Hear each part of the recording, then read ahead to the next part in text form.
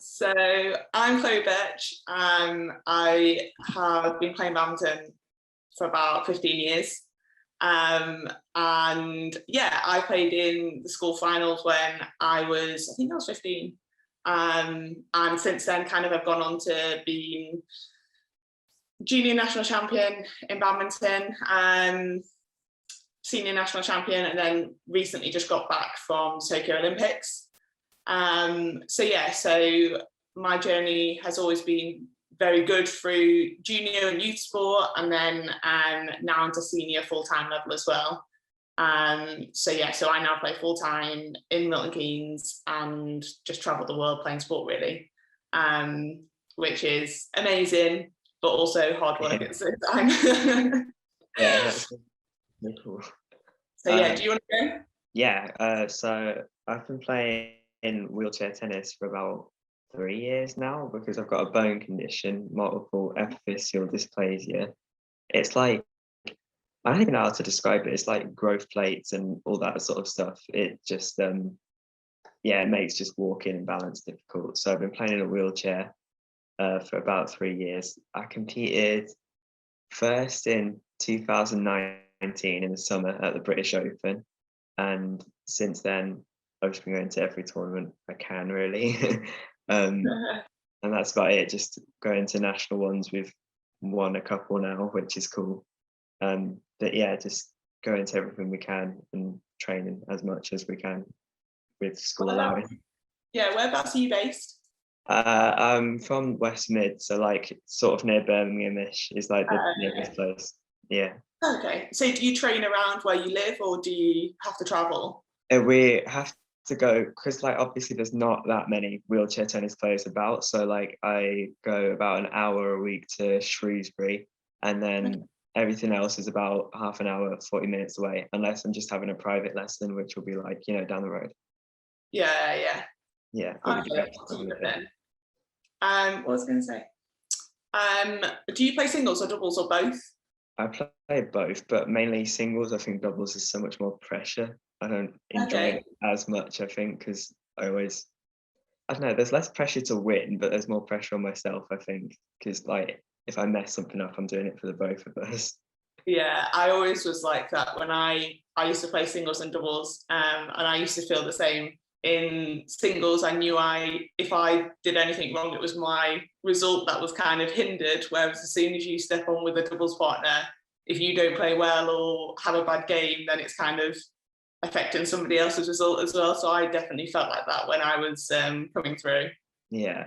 I think I also just haven't got a doubles partner that I've like really clicked with. I've got one, but like it's they're a girl, so that makes it more difficult because mixed doubles doesn't come about that often. So I think it's just also that lack of like a partner that you really click with is also not great for doubles. Yeah, definitely. Is there a lot of wheelchair tennis players your age in the country, or sorry for my lack of knowledge? I was actually quite surprised by the amount that there were, to be honest, because when I was training before I was competing, I was, not sure if there were many, but there are quite a few, and which was sort of made me more interested in it, I guess, because I just thought I was like one of the only kids about, but there's a lot, yeah. That's really good. At least so you can get really good competition as well. Yeah. Otherwise, if there's only a small amount of you, it's really hard to keep playing the same people, isn't there? Whereas if there's quite a lot of people playing. Yeah, there's way more than I was expecting, and like the levels of them are all really good. So I came in and I was quite like taken back by everything because I really genuinely wasn't expecting to see other kids around, and there was just like a lot of really high level kids. That's really good for your sport. Yeah. And like progression that's happened and stuff. That's really, really good, and really good for you that you get to play amongst all of them people. How many different tournaments have you played? Have you played quite a lot? Is there not many in the calendar? Well, obviously last year we missed out on basically all of them, but I'd say this year I've had like a full year worth of tournaments. So I've played about, I want to say 5 so far. Okay. Which is I don't know if that's the norm or like if we're, because I'm still relatively new considering I missed the year last year. I don't know if Yeah. that's the normal amount, but yeah, there's been enough that it's been keeping me on my toes and like something to train for, which is good enough, I guess. I think that's one of the hardest things, isn't it? Well, definitely what we found in badminton is if you have nothing to train for, it's really hard to keep that motivation up. And I think the pandemic, I think, was really difficult for a lot of people for that, because obviously it's so easy to train and have a goal of a competition. Yeah, Whereas as soon as you don't have that goal of a competition, it's hard to kind of keep pushing yourself as much as you want to improve, yeah, but without having that knowledge that you're going to perform in that competition and see how it goes. yeah. Like being lockdown actually, what going on to that, like being such a high level athlete, obviously, how do you like manage that in terms of like how did you train from home? I think for me, it was we had, so in badminton, to qualify for the Olympic Games, you have to qualify for a year-long qualification process. So I play women's doubles, and there's only 16 pairs that can go. So we were literally on the road it runs from May the 1st, 2019 to May the 1st, 2020. So I had been on the road pretty much non-stop for 3/4 of a year when the pandemic hit. So at first, to be honest, I think most of us really enjoyed a break, because we'd had this constant 8-9 months of trying to gain ranking points to qualify, trying to do loads of stuff to kind of get ourselves to the Olympic Games, that it was almost like I had more than a week at home, which I hadn't had for over a year, which was like amazing. So yeah, so I think at first it was really nice to have a break, because especially in badminton, it's all year round.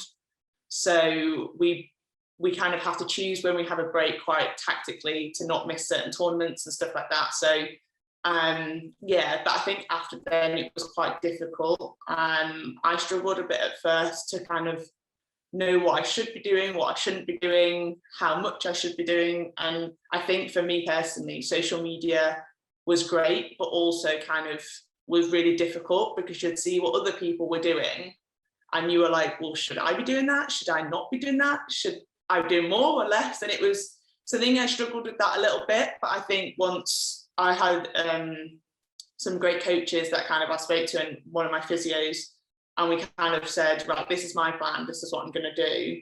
And the motivation was sometimes really hard. I'm not gonna say it's easy to keep training. But I think because of the goal that we had of the Olympics and stuff like that, we kind of could keep doing enough. But I think for me as well, it was finding something else. So like I had a couple of injuries, so I hadn't been able to like run. I couldn't run outside, Yeah, or like going out on the bike I hadn't done, just in case I got injured or anything before the Olympics. So it actually gave me a bit of freedom to do things that I wouldn't have done, and not necessarily always being for a specific goal. So like I'd go on like a 5K run, but not for time or anything. It'd just be so I get outside, I'd do something. So I think that was really positive for me, just mentally as well, because lockdown wasn't the easiest, I think, for anybody, especially athletes, when like for us, we're so used to a set routine. So I'm so used to getting up, going to training, having lunch, training again, coming home in the evening, relaxing, doing it again. So when you don't have that constant routine, I think that was difficult. But I think then we had to create our own routine at home. So yeah, so I think it was difficult, but I think everyone found their own little ways of doing it. And I think sometimes I would wake up and just say, I don't want to do anything today. I have no motivation. I don't want to do anything. And my physios and coaches were great and just been like, if that's how you feel, that's fine. Like, so yeah, so I think that's kind of how I approached it, and how I think a lot of us approached it. How did you find lockdown? I'm guessing were you at school, or did you come yeah. home? So I was in school, and I was in year 11, so I like missed my GCSEs and all of that. So we were basically left with no work to do because we'd technically left school. Oh So yeah. yeah, we didn't really have much to do. I think in terms of training, it was just finding facilities to do it. but actually we were really lucky because my school is like there, and my head teacher actually said to me, if you want to come over and use these courts, then you can. So that helped so much. Sorry, my dogs are barking.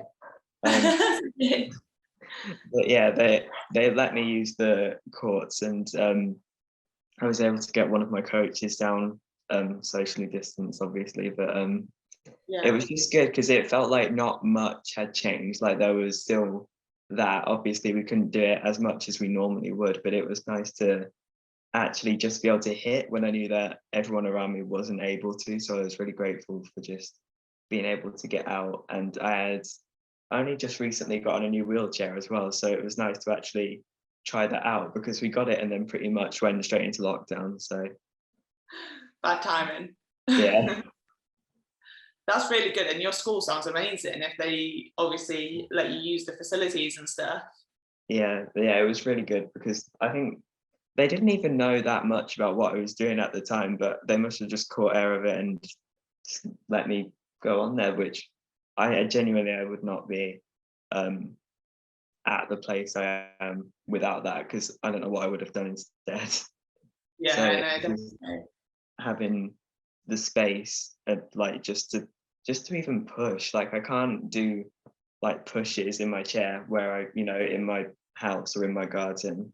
Like Yeah, even if it was just that and no hitting, it would have been useful. So it was just good. definitely. Definitely. I think that's one of the things, isn't it? Obviously, with some of the disability sports, of having that, it's not just about the disability, it's all the stuff that comes with it. Like, Mm. obviously, for us, like, I can do shadow badminton in my garden because, like, for me, the surface matters a little bit. I have to be a bit careful, but it's not. Whereas, like, for you guys, and it's the same with some of our para badminton guys, they found that it was getting the place where they could actually do stuff in their chair, because that's really difficult to find. That is kind of what they were saying. Yeah. And obviously I think you saying the same, and I think that's the hardest things for some of the para sports and the disability sports, is them facilities that aren't always as easy to come across, kind of thing.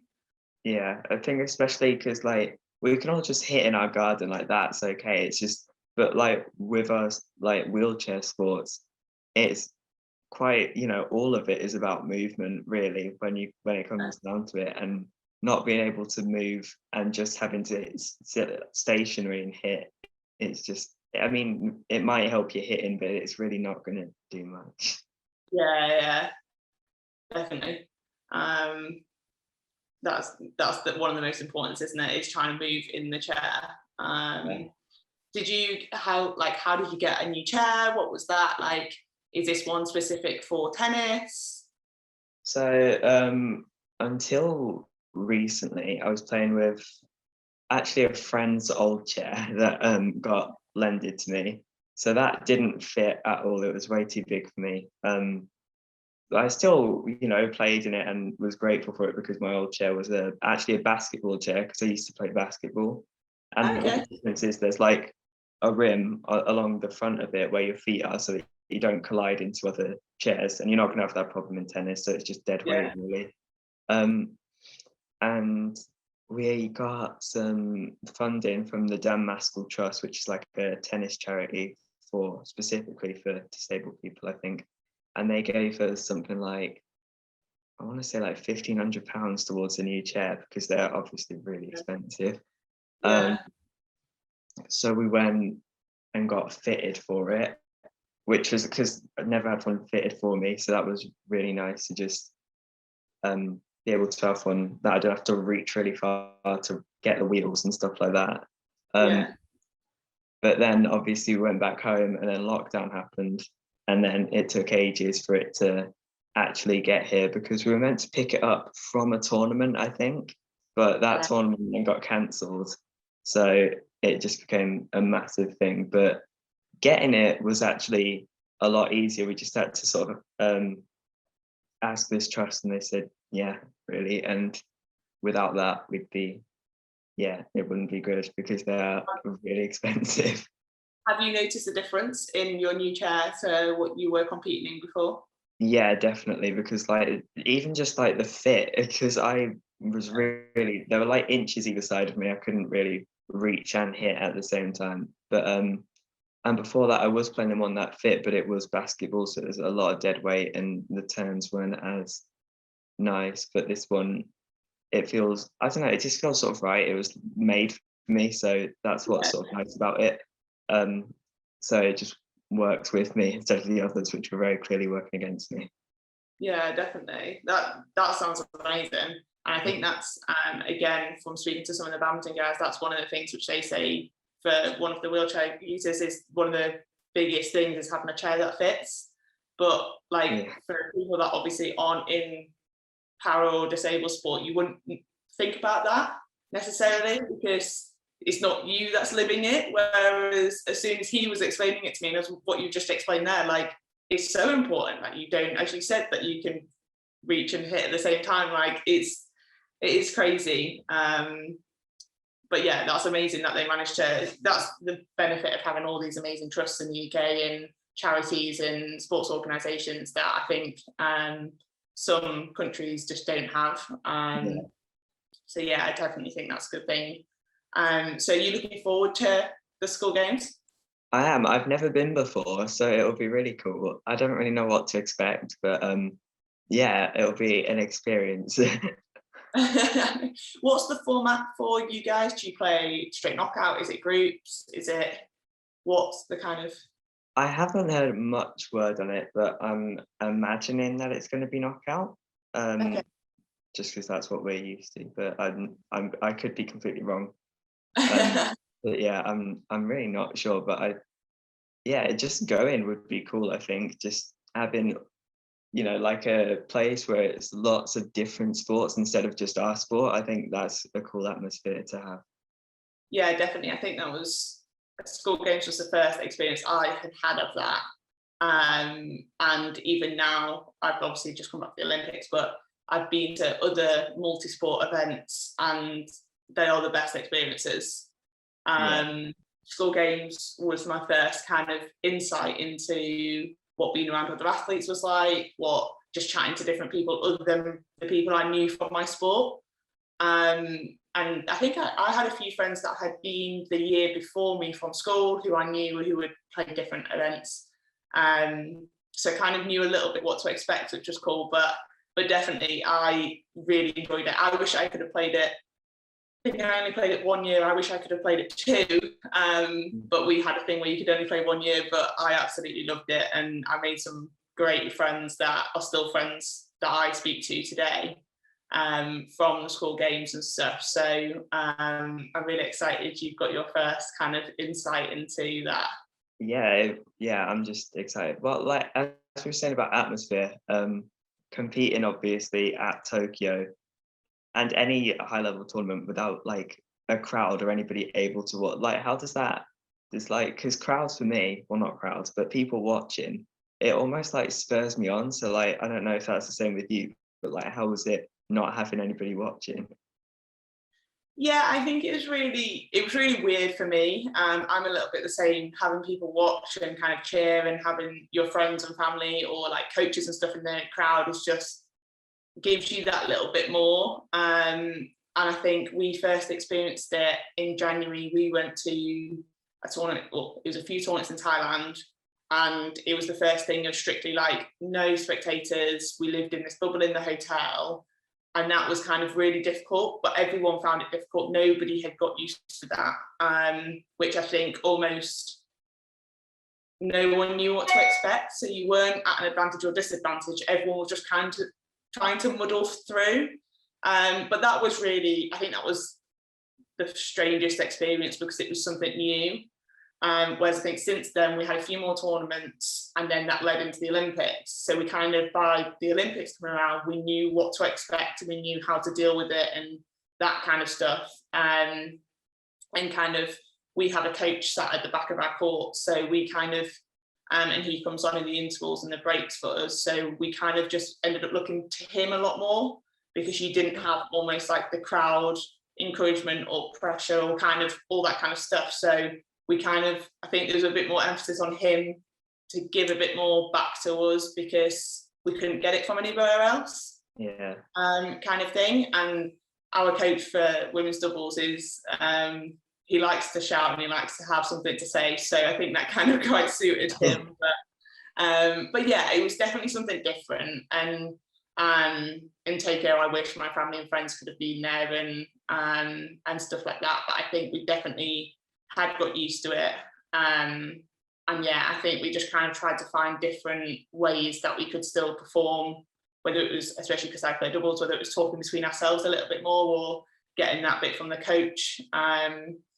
Because yeah, it can feel quite dead and quite like, not daunting, but quite like the emphasis is on you because there's nobody else really there. But yeah, it was definitely a weird experience, and hopefully as obviously the pandemic releases and stuff, we'll be able to have more people at competitions and things like that. But I think that was definitely one of the things of kind of, not the negatives of the Olympics, obviously it was a really positive experience, but just not having crowds in there, especially with badminton being in Tokyo, because the Japanese love badminton. It's one of their national sports, like all that kind of stuff. So, you know, I would know how much they would have enjoyed being there and watching. So I think it was really sad for them that they didn't get that experience. But and it's at Loughborough, isn't it? It's at Loughborough University. Have you played there before? Have you been before? I've been there before. I don't know if I've played there. I think I have played there before. I don't know what for, but yeah, I remember that they've got pink courts. That's it. But yeah, I've played there before, so it'll be good to be back again. I remember they had really nice like facilities for tennis, so it would just be cool to play in a nice club again. Yeah, I was going to say I went to university there, so I'm used to that campus. Yeah. But yeah, no, it's definitely a great place, and especially to have, because I'm guessing majority of the sports will be on site or close to kind of on site. That's really good. Hopefully you might be able to, I don't know what the situation is, but we might be able to spot some other sports and stick your head in. Yeah, I hope so. That would be really cool. Yeah, definitely. To watch something other than tennis for once. Do you watch many of the sports or just tennis? I don't really watch that many. I watch if I was gonna watch anything, it would obviously be wheelchair tennis. And like that, a lot of that is for just like learning, I guess. But I love just able-body tennis. Women's able-body tennis is like really cool. I love I don't know, Naomi Osaka. I think she's great. Any other sport? I don't really know. I don't think I do. I think yeah, I used to watch basketball, but I used to play it, so it was sort of like sort of like a learning thing. I think a lot of the Paralympic sports I watch because I just think they're amazing. Like regardless of the sport, I think it's just cool that they're there and they've gotten to that level because you know, despite everything. But yeah, I think I'll just watch what's on really. I don't have that many preferences. Yeah, definitely. Is there any para sports in the school games? Apart from tennis, there is basketball. I know that there's basketball. Okay. If there's anything other than that, but I know that there's tennis and basketball. Okay. Which will be cool to watch. Yeah, definitely. So did you first get into basketball? Was that your first like introduction to wheelchair sport, or did you do something before basketball? So yeah, basketball was my first one, and I think I was about 8. But I was playing in a team in Worcester, and they were all like, I want to say like 30 plus. So it was really quite. I was quite obviously not fitting in, but it was still good. They were all really encouraging. I just don't think it was really my sport. Like I tried it for a few years, and I wasn't awful at it. I just wasn't.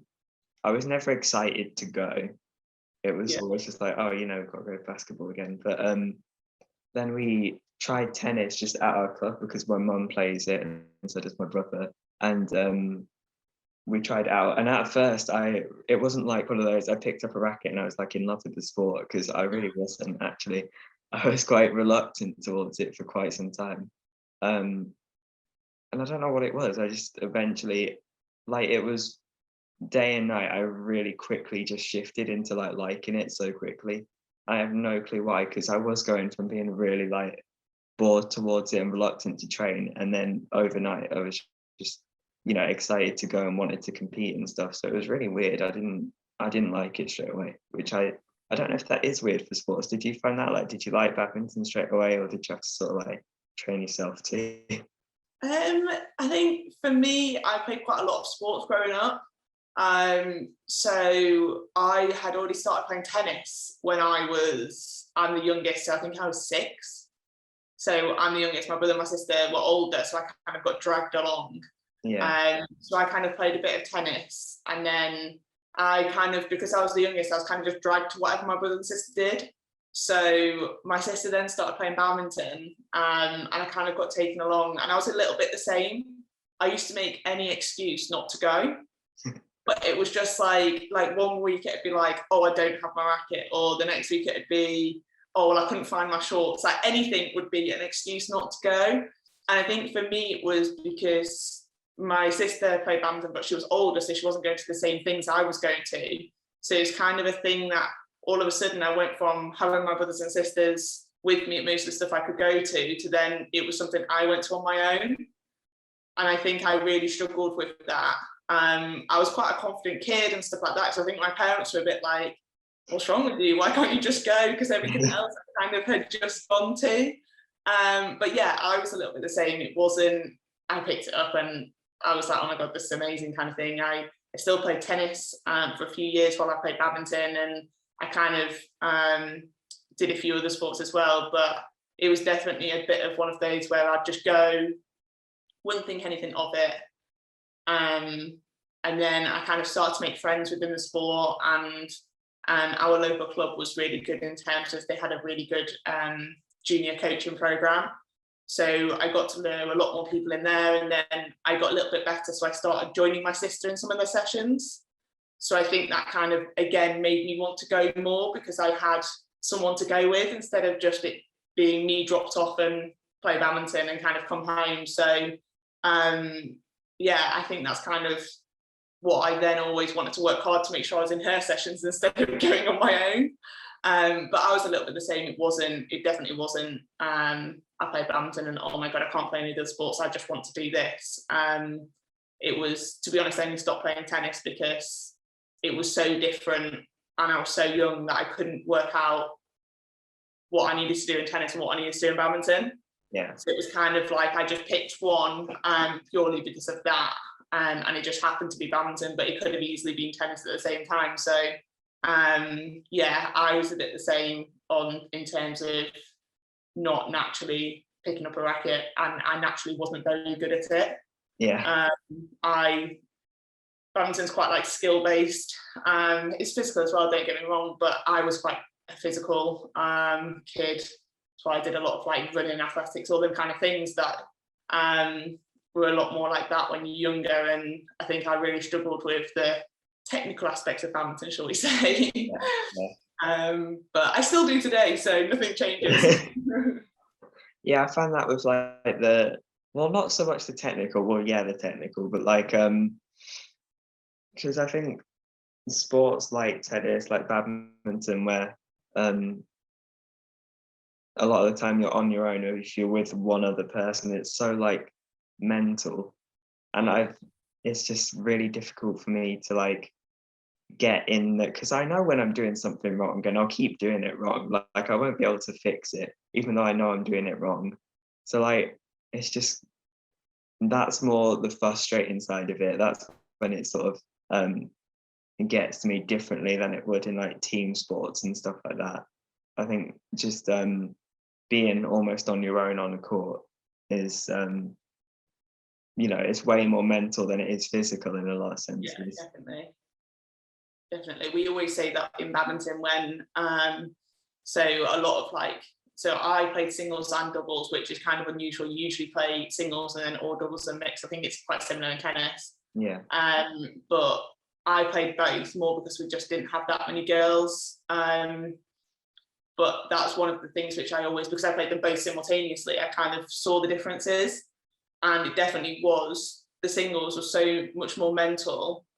And yes, it would be a little bit more physical, but it was more working out what you have to do and get over all them things that happen on court on your own, rather than in doubles when you've got someone to talk to and they might see something, you might see something, okay, let's work it out together. It's so different. It is not that pressure on you need to figure it out, you need to kind of do it. And I definitely think that's one of the biggest things. I think a lot of people think it is physical because they're just like, oh, well, if you play doubles, then it's half the work. You don't have to do as much. But I think one of the major things is the mental side and kind of having that pressure to do it all yourself. Yeah. You were saying about doubles. Would you say that like your doubles partner is like who's your biggest support? Would you say that it is your doubles partner, or like you close to them, or like who supports you the most? So I think in badminton I've had quite a lot of doubles partners over the years, and some of them have been some of my closest friends, some of them haven't been. And my doubles partner at the minute, Lauren, we get on, we really do, and we're very determined in what we want to do and all that kind of stuff. And we're both, our like main attributes is hard work and that kind of stuff. So all that is very relatable to each other. But I wouldn't say we are the best friends, which is absolutely fine. We kind of have found a way that we work together. And for us, we end up spending a lot of time together. So like we've kind of figured out how we can really communicate on the court, but also give each other space off court because we travel so much together. And sometimes it can get a little bit, you play together, you share a hotel room together, you do everything together. So I think over the years we've found a better balance of kind of being really close and being able to communicate on court and kind of having that real good badminton relationship, but also if we're on a 3-week trip, realise that we can't go for coffee every single day together, we can't have every single meal together, that we need that bit of kind of separation at the same time. But I think that comes with being a little bit older. In terms of when I was younger, I played with some of my best mates and we would just spend all our time together, and that kind of stuff. But for me now, it's definitely finding what best works together. And I think we, especially in the last year leading up to the Olympics, we had quite a lot of honest conversations with what we wanted from each other, especially on court.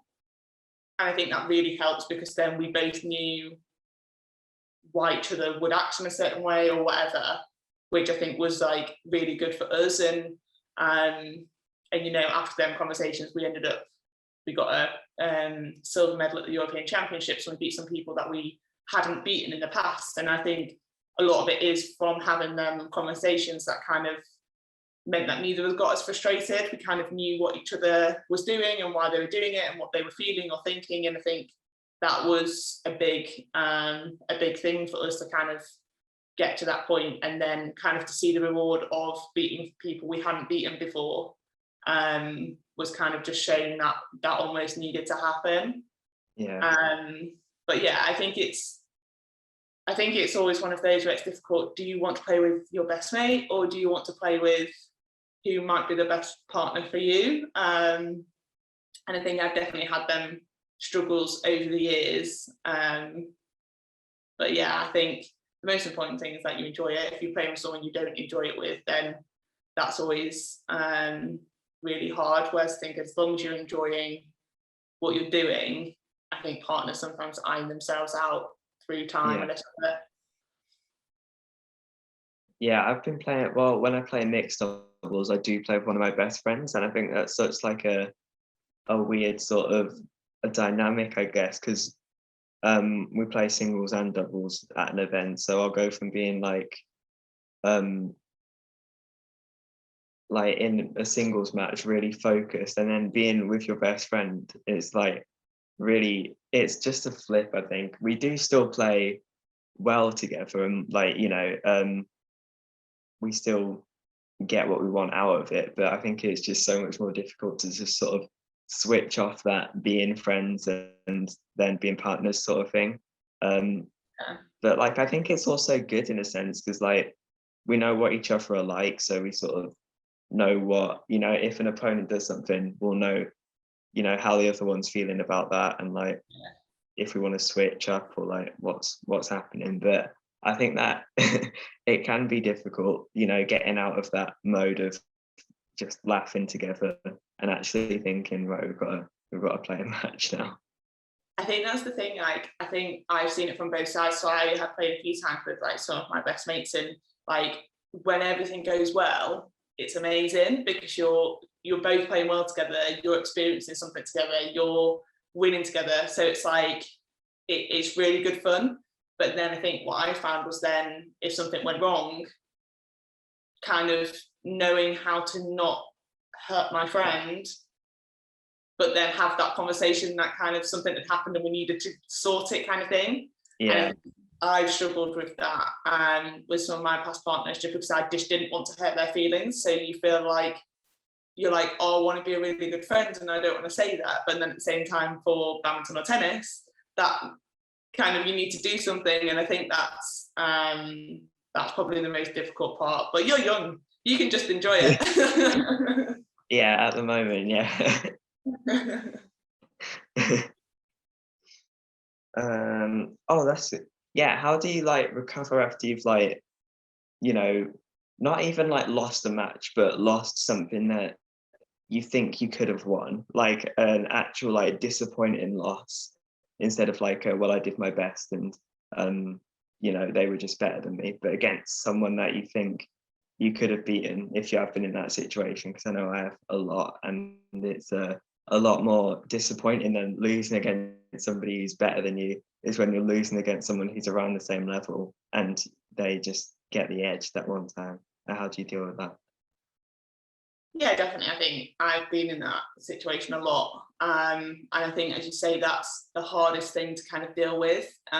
It's kind of easier when you know someone's better than you. You can give it your all. You can kind of just go in there, play really relaxed and see what happens because there's no pressure for you to do well. And, we had a situation in, it was the world champs 2 years ago, 2019. So it was in the Olympic qualifying year. So we kind of were coming up against one of our pairs that were also trying to get ranking points to go to the Olympic Games. They were a Russian pair, and it was like we pulled them first round.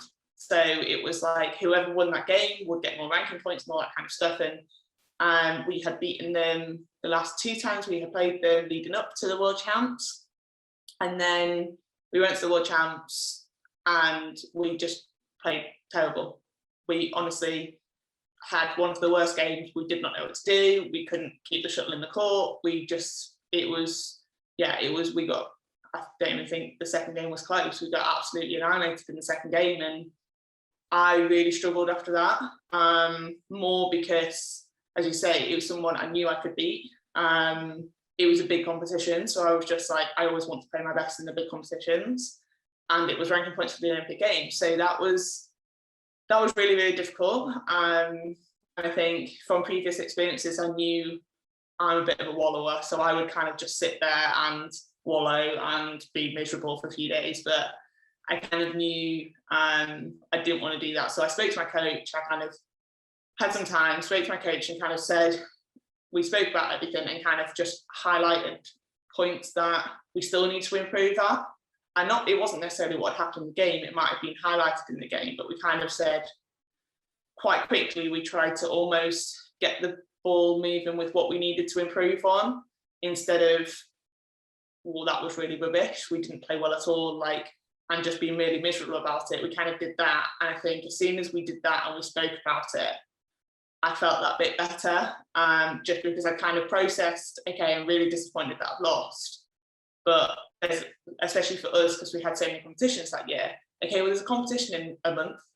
We need to be back where we were 2 months ago, not where we were yesterday, in a month to beat these other people that we need to get more ranking points for. So I think, yeah, kind of having that really disappointment but not allowing it to go on too long, and then kind of trying to put a plan in place to, okay, that's happened, you can't change anything that's just happened. Let's try and highlight the areas we need to go back and train and work on, to try not to make it happen again, if that makes sense. Yeah. And I think that was, and I think that's come over time of me kind of having them experiences. And like when I was younger, I would just wouldn't really want to do anything about it. I wouldn't want to train again. I'd just be a bit like, what's the point? Whereas I think, especially when you're so young, there's so many more competitions to play. There's so much more to come that at the time you feel like it's the end of the world, and then you play another tournament, you do really well, and you've forgotten about that one you lost or how disappointed you felt because you've just won. You feel amazing. So I definitely think for me it was being a bit more of a proactive planner for, okay, let's try and plan something we're going to do to try and rectify what went wrong, kind of thing. But yeah, I think after that I was quite lucky as well. We went on holiday for a couple of days and then I came back and all was forgotten about because we went to Italy and I ate pizza and ice cream for a few days and then went back to training. But yeah, so I definitely think for me it helps just kind of trying to speak about it and then make a bit of a plan with how to move forwards. Yeah, cool. I was also wondering, how do you have like a sort of, do you get together with like your coaches and physios and stuff, and like do you like plan out your year sort of like dependent on when tournaments are? Like how does that sort of work? Like how do you sort of fit when you're going to train and like how that's going to work? Yeah, so especially with us at badminton now, because we're playing almost the top kind of band of tournaments, as you say. Some of them are in Asia, a lot of them are actually. So you kind of have to plan when you're going to be in Europe, when you're going to be in Asia, and that kind of thing. And that, to be honest, at the minute is one of the hardest things because of COVID. But usually, yeah, we'd sit down, probably post coming back from a holiday from the previous season, and kind of set out, especially for 6 months. Sometimes we won't do a whole year. We'll have an idea for a whole year, but it won't be set in stone. We can tweak stuff as we go, because for us, there's like different levels of tournaments. Yeah. So obviously the higher level is your top players in the world, or you can play some that are a bit lower if you want to try and win more games and get a bit more confidence. So we kind of run through what levels of tournaments we want to play and where they are in the world, what we kind of do. And for me, especially before like a major championship, so a European Championships, a World Championship, something like that, I quite like to train in the UK. So especially before like the European Championships the last couple of years, we've chose not to go to a certain tournament that's in the, I think, 4 weeks leading up to it, because we know we wanted to train for that event. But other times of the year, we might have to go to other events when we kind of not necessarily want to be training, but you need the ranking points or you're contracted to play certain things. So we will sit down and have an idea. And our physio has also been amazing over the last few years at highlighting when we should take breaks, because especially in badminton, with how it is at the minute, the calendar's so jam-packed. We could be playing every week of the year, which is crazy. So we definitely have a plan. It doesn't always go to plan because you might get injured, something might happen or whatever, but we do kind of try and all sit down and agree what kind of level of tournaments we're going to play, and then we can pick and choose what we want, if that makes sense. So for example, in October, November, there's a certain level of tournaments that's in Europe, but then in December there's another level of tournament that's in Asia. So you kind of work out what you would prefer to do and how it fits and that kind of thing, because when we're in Europe, we can obviously get back to the UK and train. As soon as we are out of the tournament or between the two tournaments, we can train in the UK. Whereas if we're in Asia, we're obviously there for 2-3 weeks, however long the tournaments are. So I think it just kind of is tossing up where we want to be sometimes.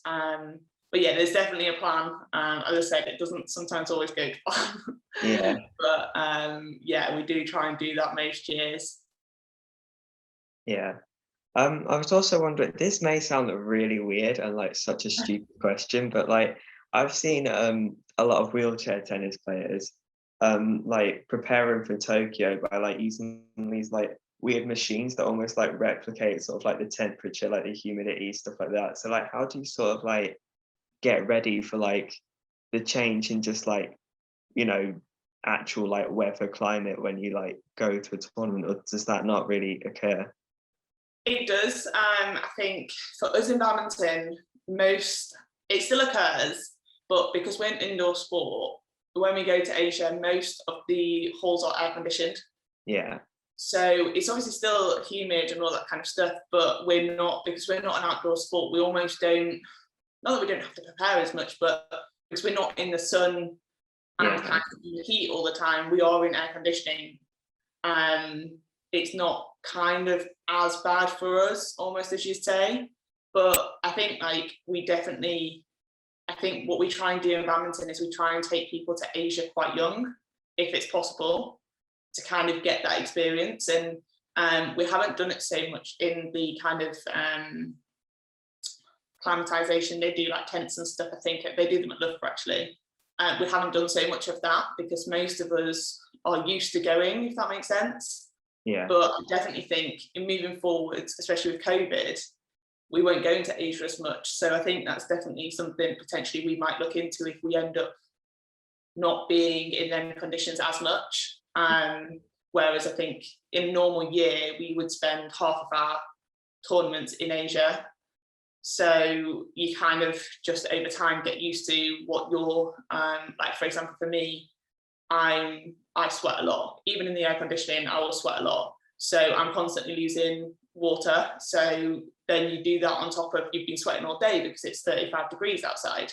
Yeah. So like I have like little electrolyte tab things that I put in my bottles when I'm in Asia because they kind of just replace that kind of stuff. So there's them kind of little things that you kind of just figure out is what you need. Yeah. And yeah, I think them little things kind of I've realized over time, and you'll know, like for me, I'll know automatically I'll be absolutely knackered at the end of a session, and it'll be because I haven't put the electrolyte tabs in my water, and I'll kick myself because I'm just like, you know that, but sometimes it's so easy to just not do it. But yeah, so I suppose we acclimatise quite quick because we're used to it. But there's still little things that I think we've all figured out over the years to eradicate, I suppose, the little negative performance benefits that you kind of get from not being in your climate.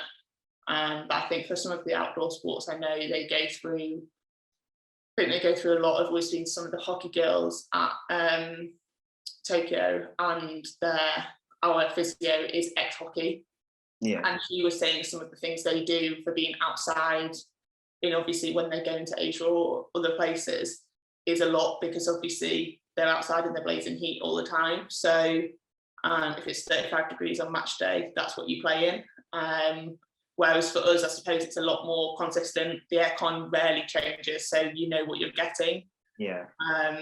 So I think that's a little bit different for us being indoors to outdoors. Yeah, cool. Yeah, that's all I've got. Nothing else. Well, I just want to wish you a really good luck in the school games. Thank you.